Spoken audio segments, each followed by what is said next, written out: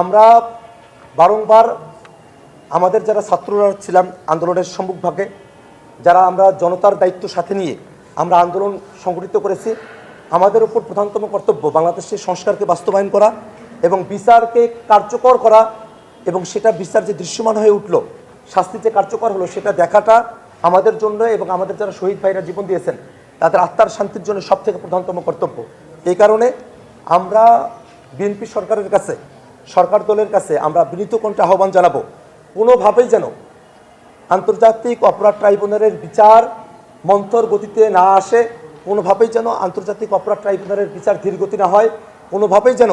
আন্তর্জাতিক অপরাধের ট্রাইব্যুনালের বিচার বাধাগ্রস্ত না হয়, বরং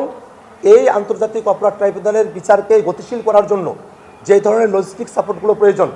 নির্বাচিত সরকার হিসেবে সকল ধরনের লজিস্টিক সাপোর্ট তারেক রহমানকে দায়িত্ব নিয়েই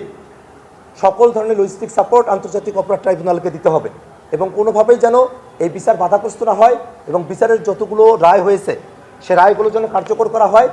এবং যে ঘটনাগুলোতে এখনও মামলা হয় নাই সে মামলাগুলোতে যারা আসামি হবেন তাদের প্রত্যেককে আন্তর্জাতিক আইন কানুনগুলোকে মাথায় রেখেই আন্তর্জাতিক পর্যায়ে আলাপ আলোচনা করে সেসব আসামিদেরকে দেশে ফিরিয়ে নিয়ে এসে বিচারের মুখোমুখি করা হবে। এটাই সরকারের কাছে আমাদের দাবি।